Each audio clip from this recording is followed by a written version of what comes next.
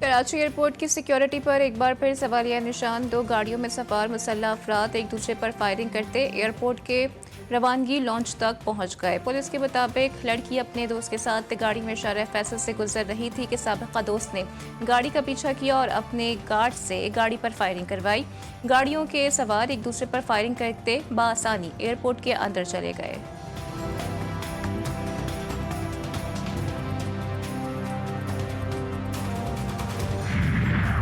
बानी पीटीआई तारीख का ऐलान करेंगे तो पूरा मुल्क निकलेगा। ये आखिरी कॉल होगी। वज़ीर आला KPK ने पेशावर में मीडिया से गुफ्तगू करते हुए कहा कि गवर्नर से मुलाकात का कोई एजेंडा नहीं था। 9 नवंबर की सवाबी जलसे में करारदाद पेश करेंगे। 2.5 साल से PTI के साथ फस्तायत जारी है। हमें पुरअमन तहरीक चलाने नहीं दी जा रही।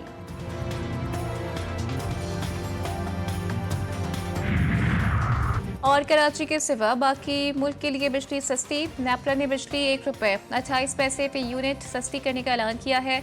नेपरा के मुताबिक बिजली की कीमत में कमी सितंबर की एडजस्टमेंट में की गई है। बिजली सारिफीन को कमी का रिलीफ नवंबर के बिल्स में मिलेगा। बिजली की कीमत में कमी का इतलाक के इलेक्ट्रिक सारिफीन पर नहीं होगा। ट्रंप दूसरी इनिंग्स खेलने को तैयार। मुखालिफिन ने डाल दिए हथियार।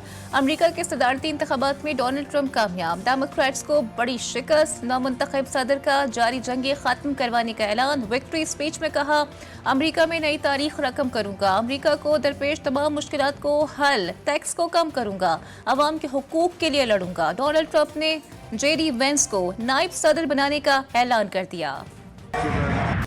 अमरीकी सदारती महल। ऐवानी नुमाइंदगान सेनेट में रिपब्लिकन्स का राज। डोनाल्ड ट्रंप की 4 बरस बाद व्हाइट हाउस में वापसी। 20 जनवरी 2025 को 47वें सदर की हैसियत से हलफ उठाएंगे। इंतखाबी वोटिंग की जंग में 279 इलेक्टोरल वोट हासिल किए। कैमला हैरिस 226 इलेक्टोरल वोट ले सकी। सेनेट में रिपब्लिकन्स के पास 52 नशस्तें। कांग्रेस में भी रिपब्लिकन्स की अक्सरियत यकीनी। अमरीकी इंतखाबात में पाकिस्तानी निजात अमरीकियों की कामयाबियां। टेक्सास में रियासती असम्बली के डेमोक्रेटिक उम्मीदवार सलमान भोजानी कामयाब। सलमान दूसरी मरतबा रियासती असम्बली के रुकन मुंतखब हुए। डेमोक्रेट टिकट पर टेक्सास की रियासती असम्बली के लिए सुलेमान लालानी भी मजबूत उम्मीदवार हैं। मिशिगन में आयशा फारूकी, न्यूयॉर्क में रिपब्लिकन टिकट पर आमिर सुल्तान, पेंसिल्वेनिया में डेमोक्रेटिक टिकट पर मरियम सबी उम्मीदवार। कांग्रेस के लिए वाहिद उम्मीदवार एरन बशीर का पेंसिल्वेनिया में मुकाबला है। सदारती इलेक्शन में ट्रंप कामयाब। उनके करीबी दोस्तों के तहनीती पैगामात आने लगे। भारतीय वजीर आजम ने तो पुरानी मीटिंग्स की तस्वीर भी शेयर कर दी। इसराइली वजीर आजम और बरतानवी हम मनसब ने भी मुबारकबाद दी। वजीर आजम शहबाज शरीफ और बिलावल भुट्टो जरदारी की भी डोनाल्ड ट्रंप को मुबारकबाद। शहबाज शरीफ ने ट्रंप को पैगाम में कहा, पाकिस्तान और अमेरिका ताल्लुकात को मजीद मजबूत और वसी करेंगे। बिलावल भुट्टो ने कहा, उम्मीद है अमेरिका की नई इंतजामिया अमन को तरजीह देगी। ट्रंप की जीत उनके जंग रोकने के दावे का इम्तिहान है। अमरीकी इंतखाबात के बाद हमास रहनुमा समी अबू जहरी का बयान। कहा, डेमोक्रेट्स को गजा में जारी जंग के मामले पर अपने मुजरिमाना बयानात की वजह से शिकस्त हुई। ट्रंप को बाइडेन की गलती से सीखना चाहिए। अमरीका को इसराइल की गजा में जारी जंग में हिमायत की पॉलिसी को तब्दील करना होगा।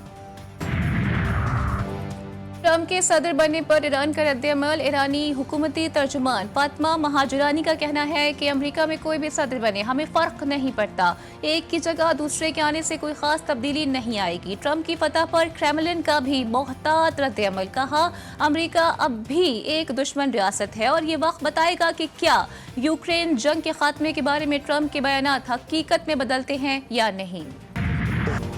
डोनाल्ड ट्रंप की शानदार कामयाबी। कैंप में जश्न का समा। हामियों का व्हाइट हाउस के बाहर हल्ला गुल्ला। ट्रंप के हक में नारे। अमरीकी सदर की तनख्वाह 11 करोड़ रुपए। शाहाना रिहाइश मिलेगी हर आसाइश। आम जहाज में सफर नहीं, खुसूसी बोइंग तैयारा दिया जाएगा।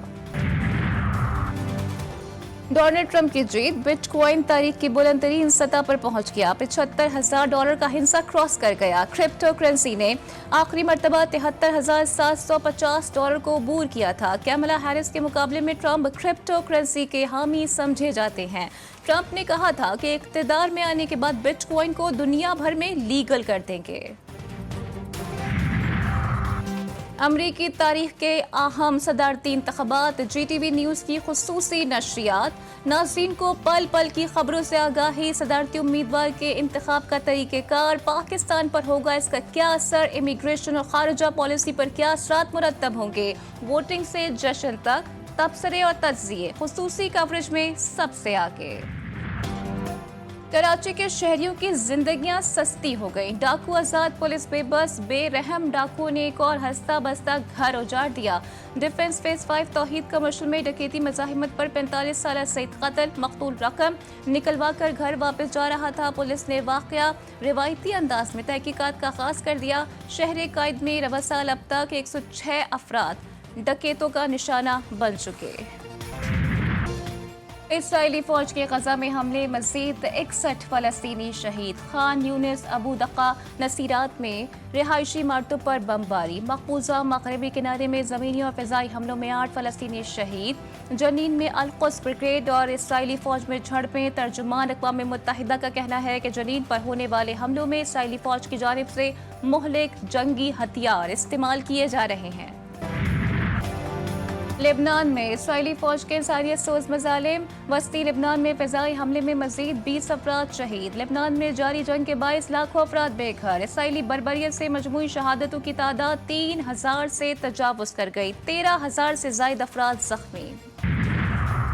हिज़्बुल्लाह ने इसराइली दारुल-हुकूमत तल अवीव के बेन गोरियन एयरपोर्ट पर मिसाइल दाग दिए। किरियात शमूना, सासा, बलाई अल जलील और गोलान हाइट्स पर रॉकेट दाग दिए।